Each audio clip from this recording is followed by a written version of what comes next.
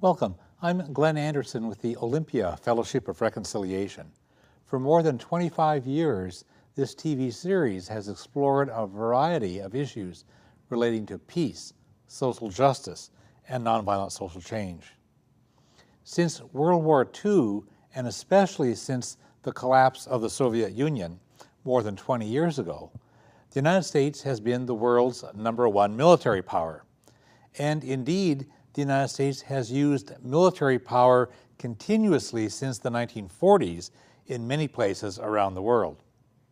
The justifying buzzword has always been national security, as if a bigger military and more nuclear weapons and more military attacks on other countries would make our nation more secure.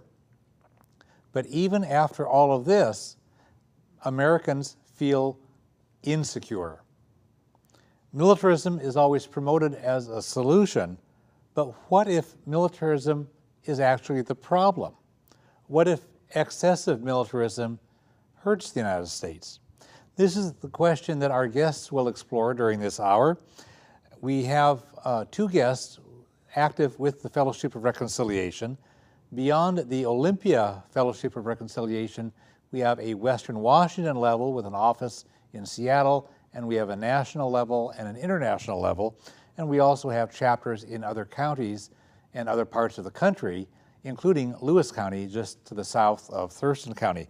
I'm happy to welcome Ellen Finkelstein. She's the organizer for the Western Washington FOR, and Larry Kirshner, who is active in the FOR chapter in Lewis County, the Fire Mountain chapter, and both have extensive experience organizing, Ellen in Chicago and elsewhere, and Larry active with Veterans for Peace and other organizations. So good to have both of you here.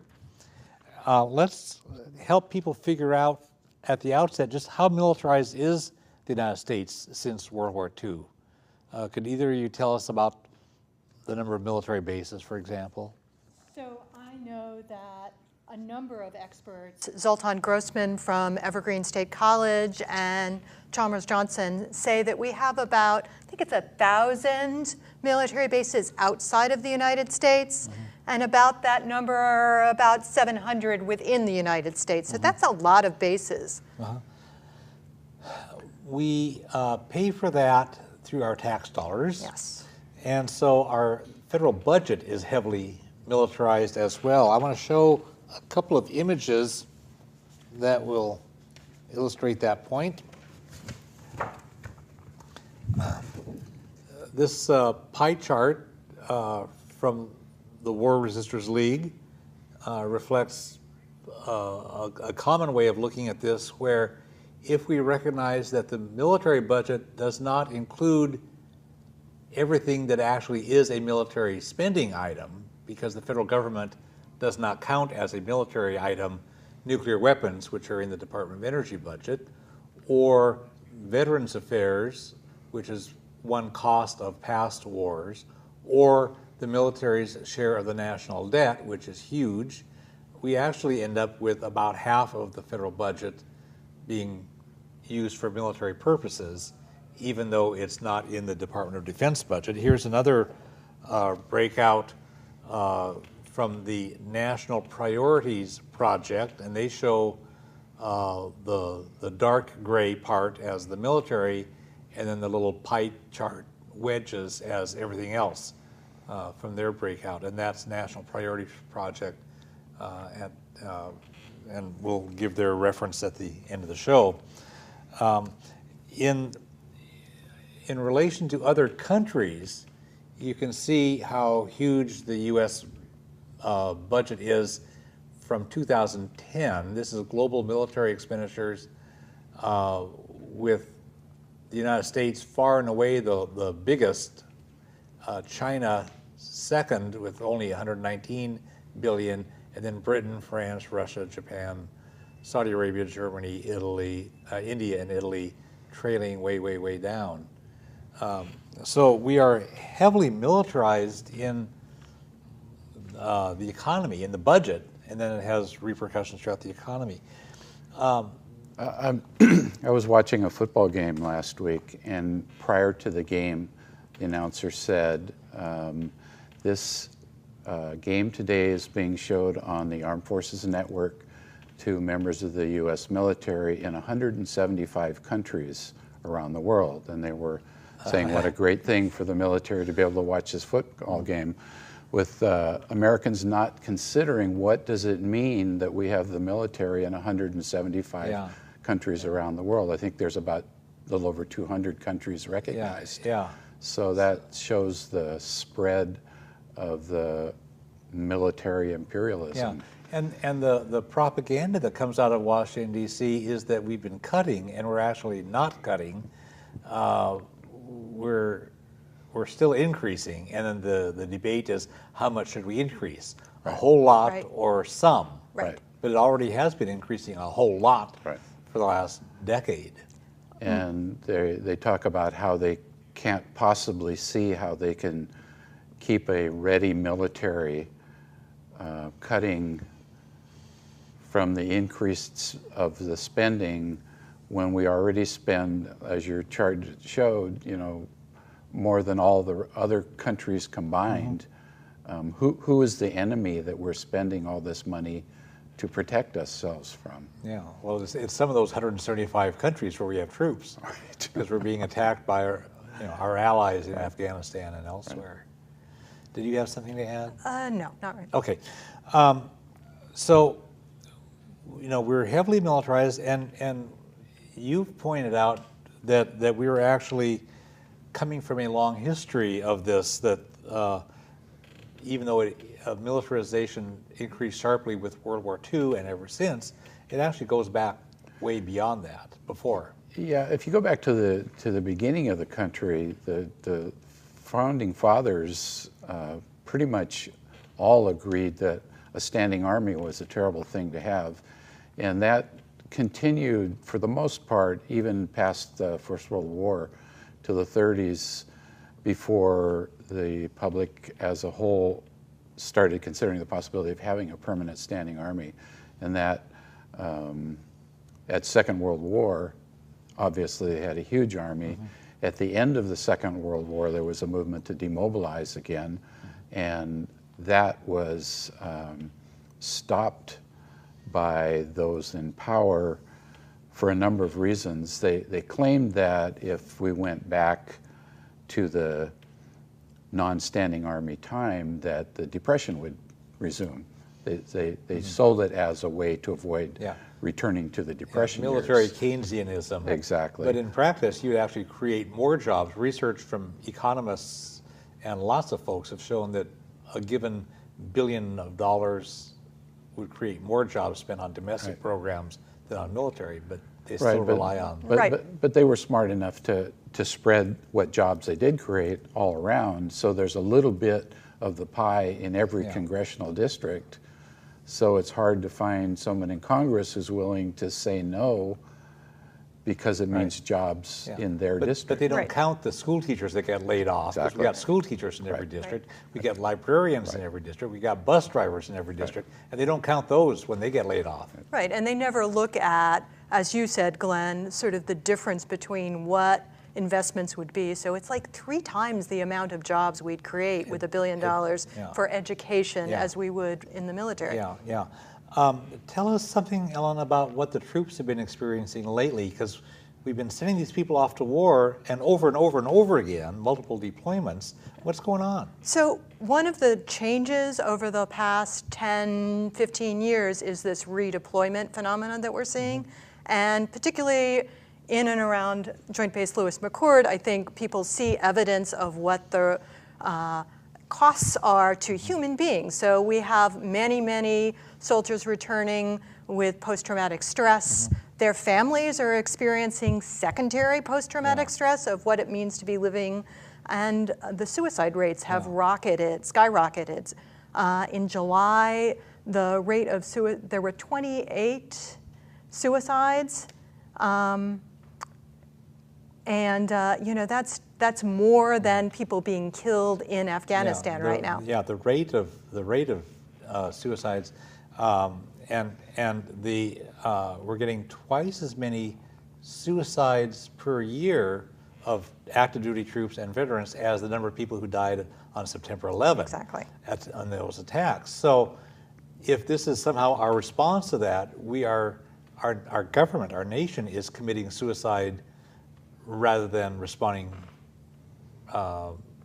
appropriately, because we're just bringing it on ourselves. And we're taking the militarism that we're exporting and we're importing it back into our communities, so that people are seeing the effects of that in their daily lives if they live in any of those communities. Yeah, domestic violence, crime rates, a lot of traffic problems by people driving erratically after having been deployed, and so forth. One of the biggest heroes from World War II, Dwight David Eisenhower, got elected president of the United States twice in the 50s. And I want to quote something that he said that people are generally aware of, but it's worth repeating. A few months after taking office as president, Eisenhower said this in a speech in April 1953. "Every gun that is made, every warship launched, every rocket fired signifies, in the final sense, a theft from those who hunger and are not fed, those who are cold and not clothed. This world in arms is not spending money alone. It is spending the sweat of its laborers, the genius of its scientists, the hopes of its children. This is not a way of life at all in any true sense. Under the cloud of threatening war, it is humanity hanging from a cross of iron." So this is from a guy who knows firsthand, and we no longer have that wisdom coming from either party of the two big parties. Small parties all agree with Eisenhower and go beyond that. Can you tell us anything else about the cost of militarization? I'm thinking like to the Reagan era or along the way. Well, I mean, if you look at Reagan himself, his administration put the United States more in debt than all the previous administrations before him. And during his presidency, we went from being a creditor nation to being a debtor nation.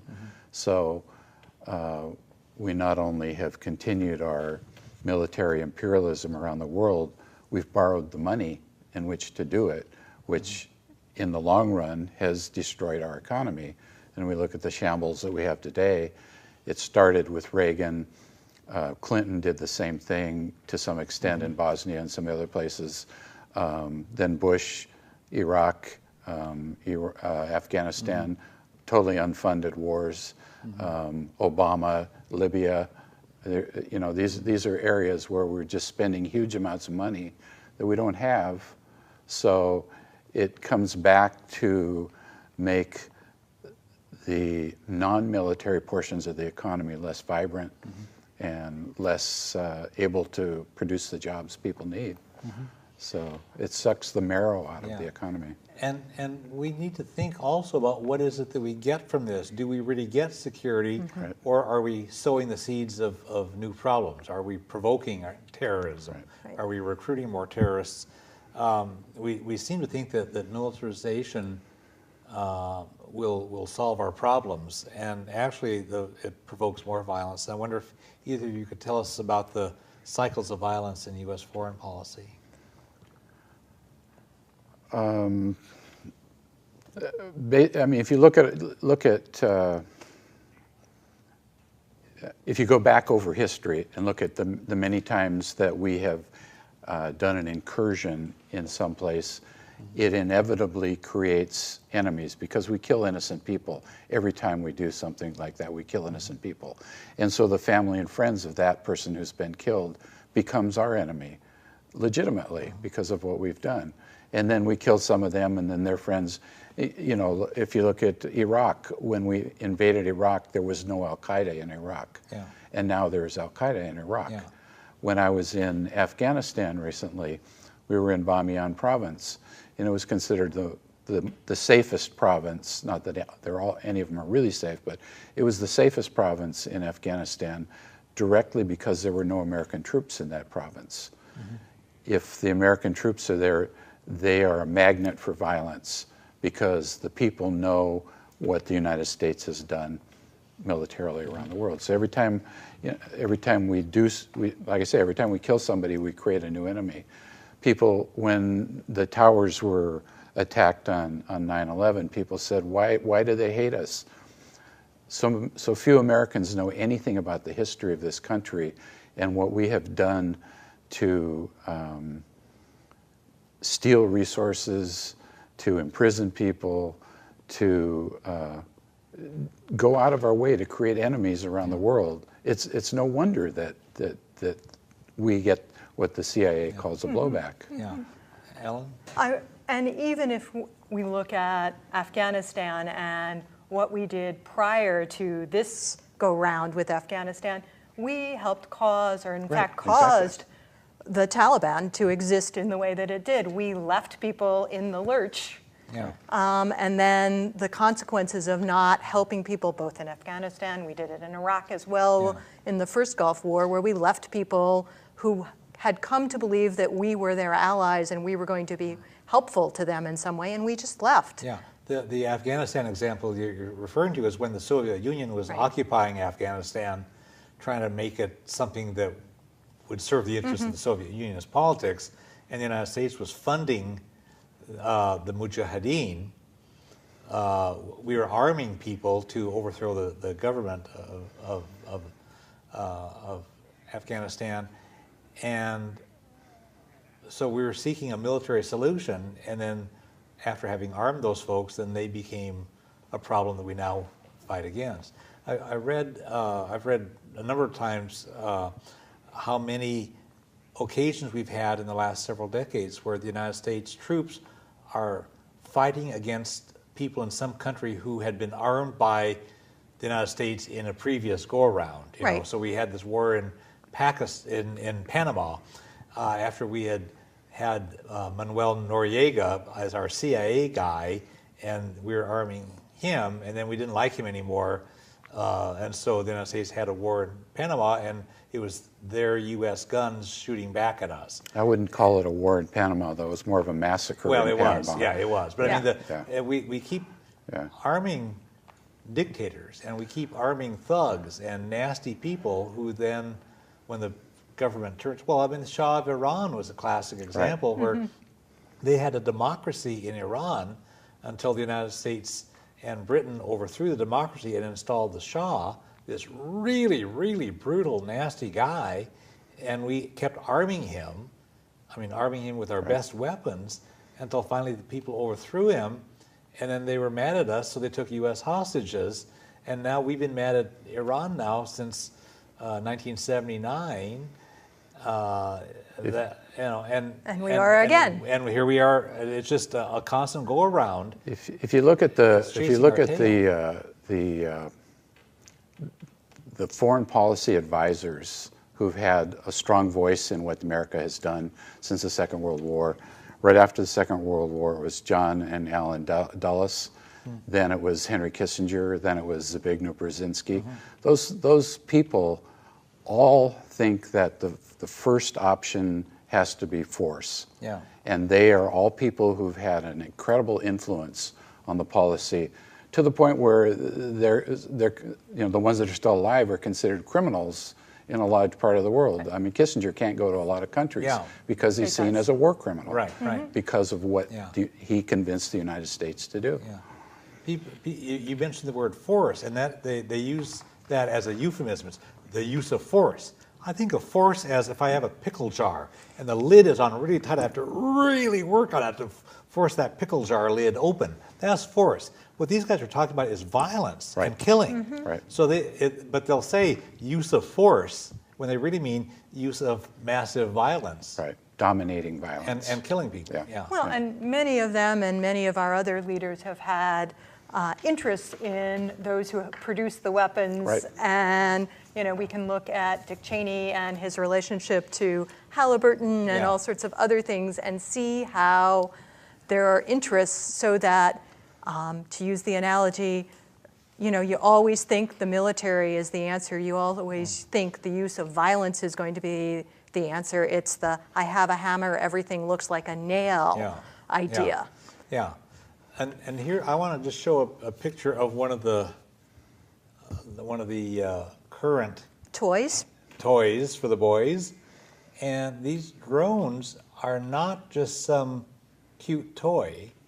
These things are so lethal, and the United States currently is using them to kill people, to assassinate people and everybody around them on the mere suspicion that this is somebody we don't like, and we're guessing where that person probably is based on, quote, intelligence, unquote, and then we shoot some nasty weapon that kills supposedly them and everybody around them, but it's all on suspicion. And in this country, you're supposed to be innocent until proven guilty.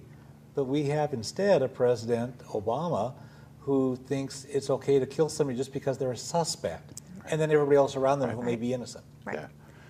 And one of the things about the drones is that we've got this complete detachment of the people that are running the drones far, far away here or wherever, and the calculations are being done in this sort of very cold sort of algorithm of what's possible and what's not, and what do we know and what don't we know, and does it matter? Oh, let's fire. Yeah. So that the human costs are not being seen by those who are operating the drones at all. They're in a nice U.S. military base in the United States. In the United States, air-conditioned. Remote control, yeah. The whole deal. And stop off on the way home, buy a pizza for the family. Right. And in the old days, if you're out on the battlefield, you're seeing the other people face to face, and you have an experience of what that's about. And for these folks, it's like a video game. And if you look at the statistics of the time during the war when people actually were face to face, more than a majority of them did not shoot at each other, because it's not a normal thing for people to kill each other. Yeah. But if you have so removed yourself from the end result of the violence that it's a video game, there's no compunction to not do it, because that's not real. Right. Yeah. So people have been trained to dehumanize. And then that comes back in the PTSD, absolutely, and the domestic violence against your spouse or the kids, or right. And one of the things in terms of that we're certainly seeing is that people are retrained and trained to not think about the moral consequences and the hair trigger sorts of things, but there isn't any training to unlearn that when you come home.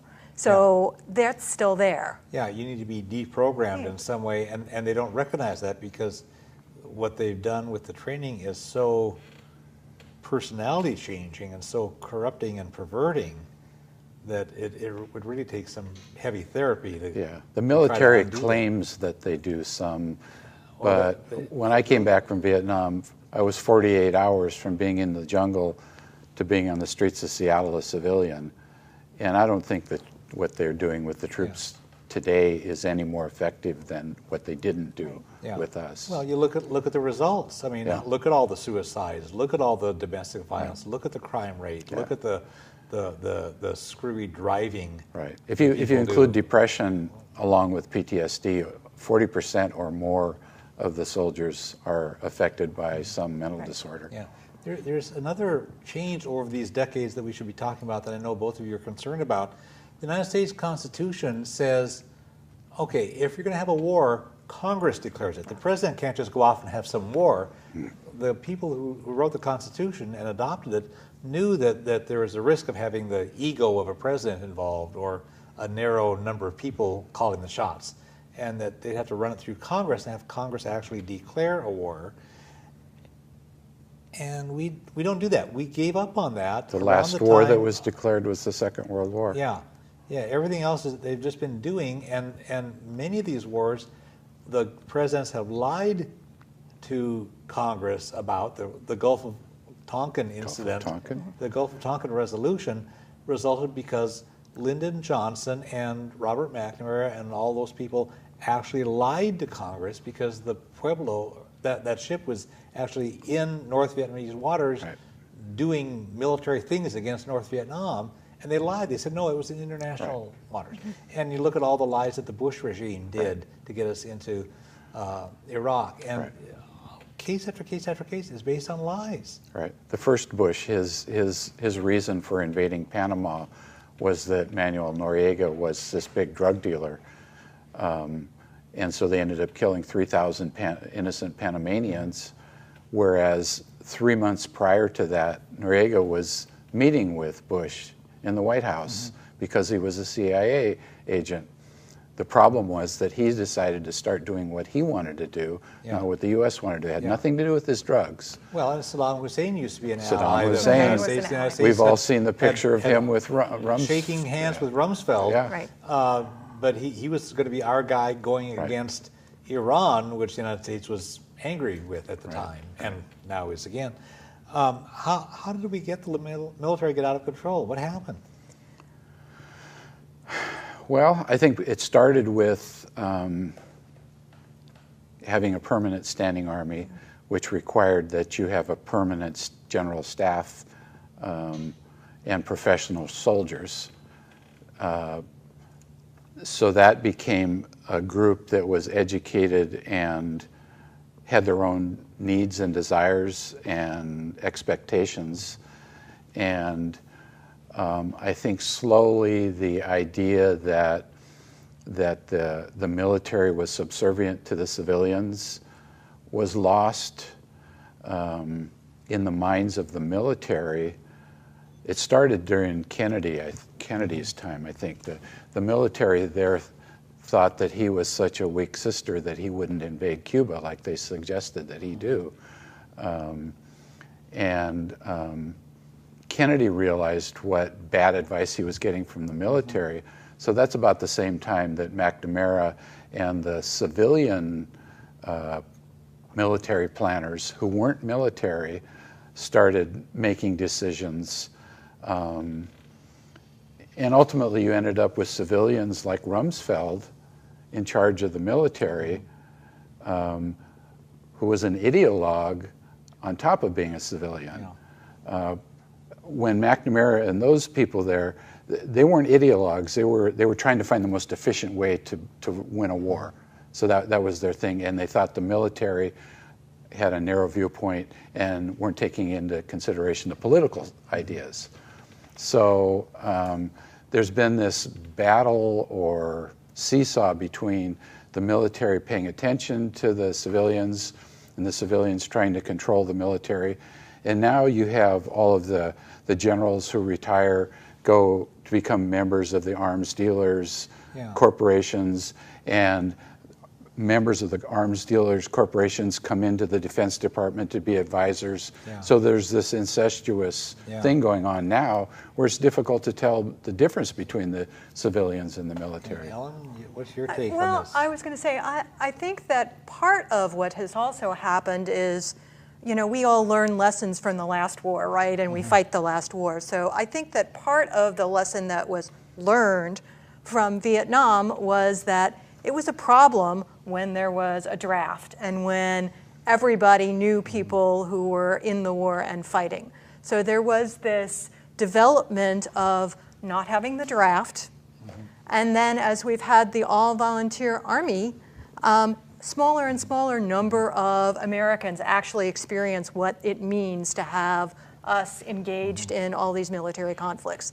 So it's a very small percentage. Then we have the additional sort of added in of privatization of a lot of military stuff. So I think most people aren't really aware when we look at who's in Afghanistan that there's more military contractors there right now than there are military troops. So some of the numbers that we see about deaths, about suicides, about all those things, we're talking about just the military. We don't know what else is going on. And then that with all those private contractors making a lot of money, then you have an additional lobby who's pushing for more aggressive foreign policies. Let's do this, let's do that, let's go here, let's go there. Because for these corporations, they're making a huge amount of profit with massive corruption and fraud. You see documentation of bits and pieces of that, and there's a whole lot more corruption and fraud that's not accounted for.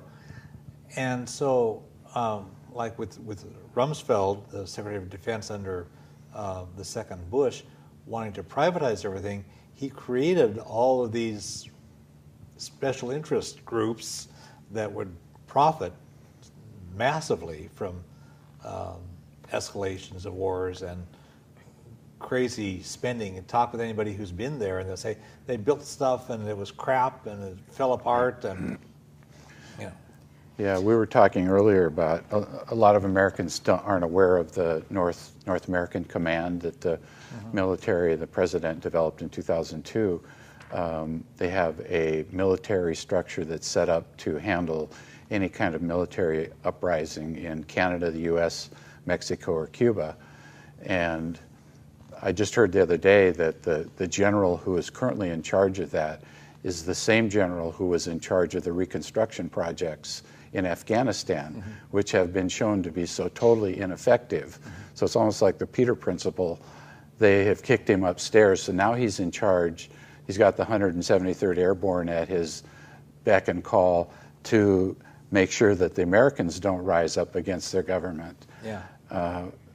There's another angle I want to mention, and then we'll move on to the next thing, and that's Michael Clare, who's done just excellent research and writing for decades. I've always enjoyed reading his stuff. He said, oil dependency is the crucial pivot of American foreign policy and military policy. And he said that at the event that the three of us had worked on, a peak oil conference in Seattle in May 2005. But that was Michael Clare, that you look at the oil and realize how that's driving things. The culture of militarism has really taken on such a magnitude that it really is one of the most powerful and dominant institutions in the country. Congress wants to slash food stamps and energy conservation and education, everything, but they want to keep on beefing up the military. They keep funding weapon systems that the Pentagon says they don't want.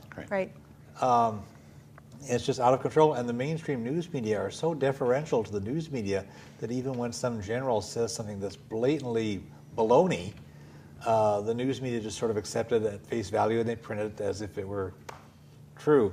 Is there anything else you can say about how we developed this culture of militarism? How did it get out of control? Beyond what we've said, is there anything else? Well, a lot of it has to do with money and power in politics. I mean, you're talking about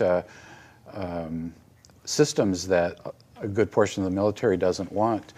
Maria Cantwell and Patty Murray were responsible for Boeing getting a $30 billion contract to make these tankers that a lot of the military said weren't necessary. Well, it was fine for the Second World War, but that isn't the kind of war we fight anymore. Well, and it was after Boeing had already gotten caught doing some blatantly illegal shenanigans. Right. Shenanigans so it's probably a euphemism. It's a culture of corruption and power, basically. But I'd also say it's for outside of sort of that circle of the military and the contractors and the military industrial complex. I think that there's a part of our culture in general that we want to feel safe, right? We all want security.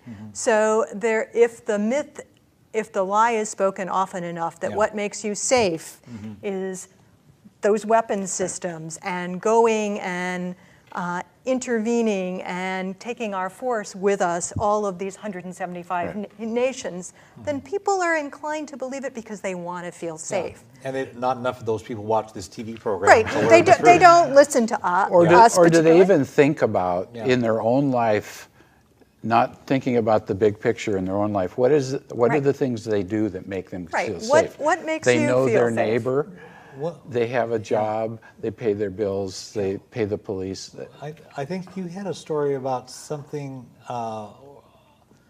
raising this issue, and it was about how many Iraqis? Oh, yeah. Tell that story. So it's not me. It's actually someone. Who was it? I believe it was someone in Olympia. Okay. Who was at a vigil. Opposing the wars, and got in a conversation with someone who didn't particularly agree with the fact that they were there, whoever was there, asking for the troops to come home from Afghanistan and Iraq. And in conversation, it became clear that this man's had 2 children in the military and was worried about their safety and what not funding the military would mean. And the person at the vigil asked the question, in listening said, I understand that you're really concerned about your kids, and that makes a lot of sense to me. How many Iraqis would have to die for you to feel like your kids were safe? And the response was, I don't know the answer to that. I have to think about that. So I think the question is, for all of us, is, as Larry just said, like, what really makes me feel safe? Healthcare, housing, a roof over my head, you know, a job. Right. When you mentioned the vigil story, I remember, this was a couple of decades ago. I was holding a sign at our Wednesday Peace Vigil, and the sign said, it asked a question. It says, is war really necessary? And a guy walked by quite briskly. He didn't stop to engage in conversation. He just walked by and kind of tossed out a retort. He says, yeah, sometimes you got to beat them up. And he walked on. And I thought he was envisioning himself as the beater, not the beatee. There's something about being an American that lets us think that we have an inherent right, an entitlement to beat up on other people to get them to do what we want. This guy would never have said, sometimes I need to get beaten up, from his own perspective. No, he saw himself as a beater of other people. And that leads back to, a little bit ago, you started to say something about culture, and I thought you were going to talk about the culture of the military, but the question went off another way. But I was thinking, in response to that, if you look at the culture of the military today, that produces some of the results that we see, is there's a very strong evangelical, conservative Christian element that is strong in the military. There's rampant sexism. One out of 3 women in the military are sexually assaulted. And there's incredible racism. And a lot of it goes back to the American exceptionalism idea. We're exceptions to history, and what we do is okay. Our country is a shining example on the hill for everybody else, and we have an entitlement to be able to tell everybody else what to do. And this is part and parcel through the military. The fellow who shot the Sikhs in Minnesota in last August, he said that when you go into the military, if you're not a racist, you'll be one when you come out. I was talking a couple of years ago. I was talking with a Muslim friend who said that he was in the army, and he said that in the army he was receiving training about what Islam is like and what Muslims are like, and he said that stuff wasn't even true, and it was part of his training as a U.S. Army soldier. And he was a Muslim, and he knew better than that. But the troops were being indoctrinated with anti-Muslim bias. Right. Well, the whole basic Christian evangelical thing is that you're right. You do one thing in your life, say that turn yourself over to Jesus. That makes everything okay. Beyond that point, you can do it all. They won't say this, but that's the way it's portrayed, and that's the cultural thought that proceeds from that. There's some of that, but there's nothing of forgiveness, nothing of nothing grace. About what Jesus had God to say. is all about grace and reconciling, and Jesus said that God makes the rain fall on the bad people as well as the good people, and we're all in this together. And so, it's the gospel of redemptive violence. I want to just share a thing from Martin Luther King, who said, a nation that continues year after year to spend more money on military defense than on programs of social uplift is approaching spiritual death. And so I think there's something beyond the politics and the economics and the health concerns and the psychology of this, but it goes to a spiritual thing. And I'm concerned that this excess of militarism, this love of violence, is hurting the soul of the nation in a very profound way. And I think the rest of the world understands that, and they're just astounded that the American people let our government do this. I don't think it's a love of violence among the people. I think it's willfully turning our eyes away from the violence that's being done in our name. Okay. I think if you pin any individual down, they're going to be opposed to violence, whereas most people are opposed to the death penalty if you really pin them down. People individually are opposed to it. But Americans are so used to being told we're special and that the rules don't apply to us, that we're willing to turn our eyes away from the violence that's being done in our name. And if people feel powerless and we got two big parties that both promote war and both have stupid budget priorities when we know better. Right. People feel powerless. You know, I'm so small, the system is so big, what can I do? Well, so people sort of give The system up. just reinforces that idea too. Yeah, they don't teach history, Yeah. so people don't know how to Yeah. think about things Right, like that. and we were talking earlier, I also think that it's what if people really grasp what was going on? Right. What would they have to change about their lives and perhaps give up a little bit or do to make a difference? When we talked about the troops, the PTSD, and all of this sort of thing, it's happening at such a proportion that I think of this as a public health epidemic. And when you have a public health epidemic, where we're just wiping out a whole generation of young Americans, it's not enough to say, well, let's give some treatment to those individuals who are being hurt by this. We have to do prevention. Right. On any public health epidemic, you have to do prevention. And the prevention, I think, would be getting to the root of the problem, stop dehumanizing people in other countries, stop dehumanizing ourselves, not stop pretending that it's okay to kill people, and stop the wars and stop this militarism. We need to change the culture back in order to stop this really self-destructive. You believe that because you've thought about it. Most people don't want to think about it. Well, I think it's pretty obvious if you look at If you look at it. public health Right. epidemic. Right. Yeah. You know, you have to say what's going on and why and what's the remedy. Well, look, I mean, what are there 6,000 soldiers a year or military year that are committing suicide Yeah. right now? Right. Yeah. There's 40,000 people a year that are dying on the highways. So where are our priorities? You know, people don't want to look at all of the implications. And it's, you know, somebody said that the current war machine is 1% of the people fighting wars for the other 1%. Yeah. And the 98% in the middle just throw up their hands. Tell us something briefly about what some of the soldiers that you know and veterans are doing through, well, you're already a member of Veterans for Peace, and you have done a lot of work with Iraq Veterans Against the War, and Coffee Strong, the GI coffee house near Joint Base Lewis McChord. Tell us something of what's going on there. So they're sort of going at exactly what you just mentioned in terms of looking at the epidemic of troops who are being redeployed who are traumatized in one way or another, post-traumatic stress disorder, traumatic brain injury, military sexual trauma, and they are working with people on base and off base and looking at ways both to support people in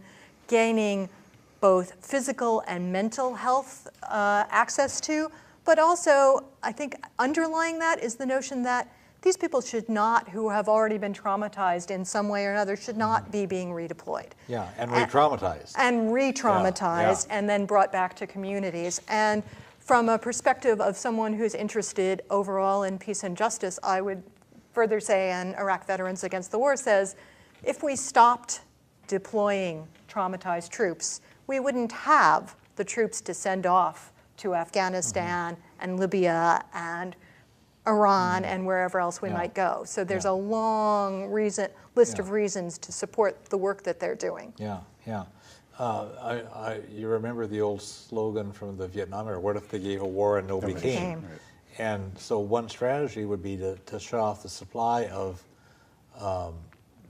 victims, people to become victims and re-victimized.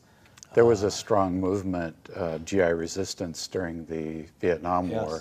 And I think that's another thing that we can do, would be to encourage GI resistance among the people who are currently in. And it doesn't necessarily mean a violent fragging your officer kind of thing. There are many ways to resist the military machine without being violent. Yeah, and people are aware of this kind of stuff. There's another quotation from Martin Luther King who said, have we not come to such an impasse in the modern world that we must love our enemies or else? The chain reaction of evil, hate begetting hate, wars producing more wars, must be broken, or else we shall be plunged into the dark abyss of annihilation. And so there's that from him. And I like the quotation from the child in this story by Hans Christian Andersen, who says, "The emperor has no clothes." Right. And sometimes it takes a kid to say, hey, this is baloney. Right, and I think part of what we're also saying is it's not just that it's bad or immoral that we're doing this. It doesn't work. It doesn't get us where we want to get to. It's not a rational thing. And I want to, if we want to get to where we want to get to, if we want to get security, there's this national security model that we've been talking about, which says spend more on the military, shoot more people, invade more countries, grab whatever you can of other people's resources, beat the crap out of stuff. But there's a better way to get to real security, true security, and that would be to recognize that we should cooperate with each other. Mm-hmm. There would be enough resources for everybody if we would share and not take more than our share. Instead of thinking about security at somebody else's expense, recognize that if we all collaborate, we can help each other achieve good relationships so we can get along and not be a threat to each other, have economic well-being for all, respect everybody's rights, and use nonviolent methods. And it's just a whole thing about recognizing our common humanity instead of being motivated by fear that results in hatred and violence. And we could have global community instead of global chaos, but it needs that change to a different model. Well, even the ability to perceive that maybe there is a different model. Yeah. Right. Yeah. And go ahead. to invest in that different model, I ran across a statistic that the world in general spends $1 to address conflict resolution to close to $2,000 in war spending and thing. And imagine what it would be like if we just shifted a little bit. We might be more effective. I believe we would. I think we all believe we'd be more effective. Yeah, there's this old saying that says you get what you pay for. Right. And if we're paying for war, we're going to get more war. And if we would pay more for good conflict resolution methods, then we would solve problems better. There's this old saying about, you got to fight fire with fire.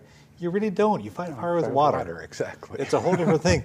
Gene Sharp says if you fight violence with violence, or if you fight with violence, you're fighting with your enemy's best weapons. Mm-hmm. And so Gene Sharp, who's not a pacifist, says we've got to shift to nonviolent ways of defending ourselves and in other countries and making the changes that we want to have.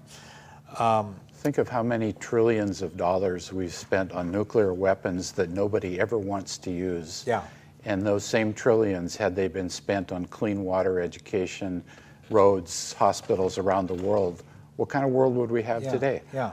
We would have friends. We wouldn't have people. Enemies. That's right, But instead we spend all this money to kill people, and that just antagonizes them. I know I would be mad if somebody was shooting at me. Exactly. Or killing my family members. Or this alternative vision that we want is part of the alternative vision of the Fellowship of Reconciliation. And I want us to share something of that experience, because all three of us are active with the Fellowship of Reconciliation. Tell us something of what we do. You're on staff in Seattle as our organizer for the Western Washington level, and you and I are volunteers with local chapters, you in Lewis County and me in Olympia. Tell us something about the FOR. So, as you say, FOR really does stand for a lot of what we've been talking about that alternative and other way, and we try in lots of different ways and lots of different issues connected to address some of those issues, to try and stop some of the militarism and the effects that we've been talking about, and to offer some alternatives. A couple of the particular things that have been important in the last couple of years for Western Washington Fellowship of Reconciliation are what we've called Bring Our Billions Home campaign, which has been looking at all of the money that we've been spending on these wars, particularly in Iraq and Afghanistan, and looking at what would happen if we stopped those wars and redirected the money to all of the needs here at home. So that's one way, in a lot of different ways, both in Olympia with legislatures and education and some other activities that people throughout the state have been looking at some of these issues. Another really important program to me personally that also ties to this issue is we run a summer program with high school students from the general Seattle, but broader area. We've had people from down in Centralia and other places in the state participate. And it is a way of helping to light other torches of other generations to look at some of these issues. This past year in 2012, they really focused on looking at some of what we've been talking about today in terms of violence and nonviolence, and were particularly moved and moved to action by meeting with some of the young veterans at Coffee Strong. So that's another way that we, as Western Washington FOR, really try to make those connections. Yeah, and you've got a chapter, you've been doing a peace vigil every Saturday at the edge of the park. Yeah, we're in our 10th City. year of that. Yeah. Lewis County is the most conservative political county in Western Washington, and when we started that vigil, a third of the people that went by would give us the finger. And now, if one person goes by and does that on a Saturday, we're surprised, because the attitude, I think, in some ways, Lewis County is kind of indicative of the country as a whole. It's kind of a bellwether. And we could see the attitude change there as the attitude in the country as a whole changed. I think 2 kids from Lewis County died in the wars. Mainly, we're a small chapter, and our main idea is to try to educate people, to get them to at least consider other possibilities. We write letters to the editor. We hold occasional public meetings just to try to get speakers. Speakers. We try to get people to just think about things. I mean, we figure we're successful if we get someone to even think about another possibility. I like the origin of the Fellowship of Reconciliation. It started in Europe in 1914 and in the United States in 1915, and it started in 14 when some religious leaders in Europe got together and had a conference and said, what can we do as the religious community to help prevent this war that looks like it's going to be coming? And so they had people from the various countries, and they got together, and they, as that conference was ending, World War I was just starting to break out, and a German Lutheran and a British Quaker were saying goodbye to each other on the train station, and you all know this story, but the viewers probably don't, and they were shaking hands, and they were recognizing that here their respective countries were going to go to war and expect them to treat each other like enemies. But they knew, no, we just had a handshake here. We're going to keep on working for peace and not let the countries, the governments of the countries, turn us into enemies against each other. So they were literally a fellowship of reconciliation. So the British guy went back home and got some friends together, and they kept that thing alive. And then the next year he came to the United States to visit and started the U.S. branch. And the German Lutheran happened to be the chaplain to the Kaiser, so he was really not allowed to follow up on this, but he still had his beliefs. But all throughout this history of nearly 100 years, we've opposed every war from World War I on, and worked simultaneously to promote social justice and economic justice and help people of different races and nationalities and religions understand and appreciate each other. And in South Africa, the FOR chapter was multiracial, which was illegal. But they're not going to let the government, the apartheid government of South Africa, turn them against each other just because they're of different races. So there's always this reconciling. And we did USSR exchanges of people and all kinds of stuff. And we're still doing things one with Afghanistan, Iran right now. Iran, we do things with Iran and so forth. So it's a great model. And this is part of the new way, is you just don't let the government turn us into enemies. Right. We're going to be friends no matter what. Right. And I think that's good. I want to put in a plug for the phone number and the website for the Western Washington office. It's 206-789-5565 or www.wwfor.org. So that's good. There are a lot of other organizations. War Resisters League is great. I've belonged to them since 1972. Veterans for Peace, you're active in that, and we all have connections. We collaborate a lot. With Veterans for Peace. National Priorities Project works on the financial, budgetary things. There's some books. You mentioned Chalmers Johnson's book. He has Blowback and Sorrows of Empire and some others. There's just a lot of good stuff. Erica Chenoweth and Maria Stefan wrote this wonderful book based on research about how nonviolence actually works better than military violence or any kind of violence if you're doing a resistance movement against a dictator or an invading army or whatever. There's a lot of resources available, and people can always contact us for more. I mean, either your office or Olympia FOR. Or Olympia. I want to thank Ellen Finkelstein and Larry Kirshner for being our guests. I want to thank all the folks who've been watching. A great many people enjoy proclaiming that America is number one. And after the Soviet Union collapsed, many politicians and many mainstream media people proclaimed that we are the only remaining superpower. And if you look at how the United States functions with other countries, there's a lot of swagger and a lot of violence, and the sense that the United States can do anything that we want to other people. Not everybody is happy about this. The writers of the ancient Greek tragedies recognized the meaning of the Greek word hubris, and this has to do with the arrogance that comes before a person falls. In the old Wild West, the most insecure person was the guy who claimed to be the fastest gun in the West. If you were saying, oh, I'm about the 50th or 60th fastest, nobody's going to be gunning after you. But the guy who thought that he was the fastest and bragged about it, he was the guy that everybody was gunning after. Excessive militarism makes us less secure. It provokes enemies. It recruits terrorists.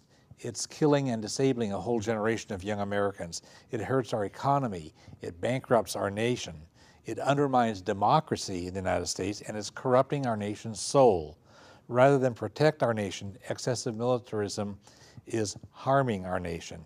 To save the U.S., we have to scale that way back. You can get information about a wide variety of issues from the Olympia Fellowship of Reconciliation. And I always ask people at the end of the show to remember that we're all one human family. We all share one planet. We can make the world a better place, but we all have to work at it. And the world needs what you have to offer. Thanks.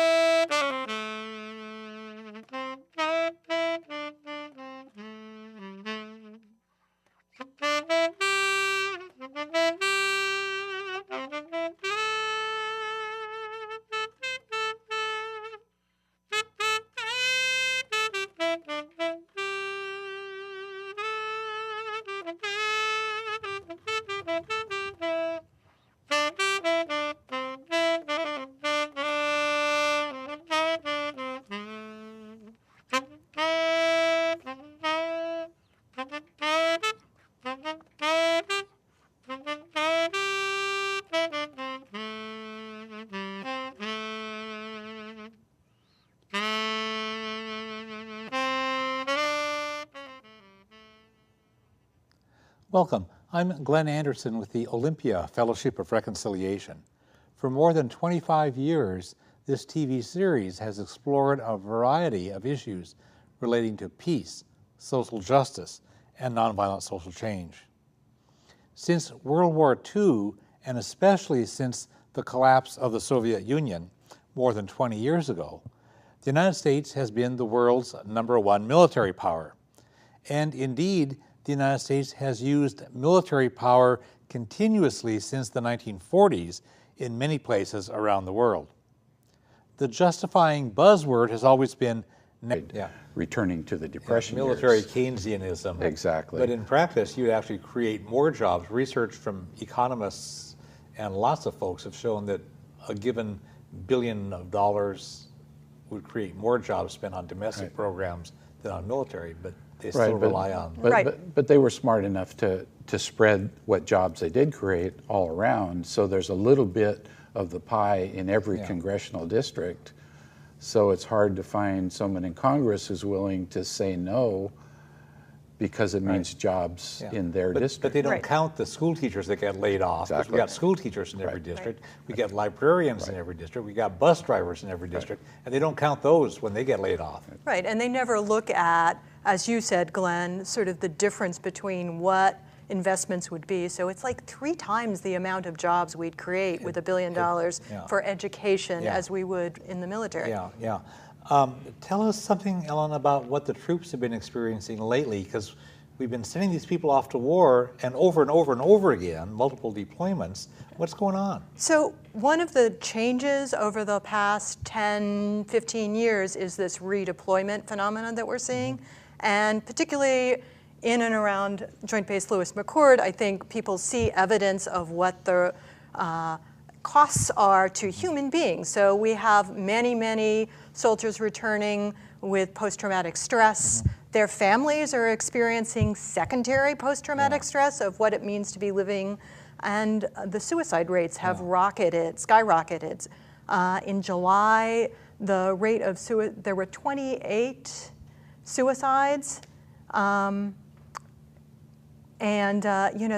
that's more than people being killed in Afghanistan right now. Yeah, the rate of suicides, we're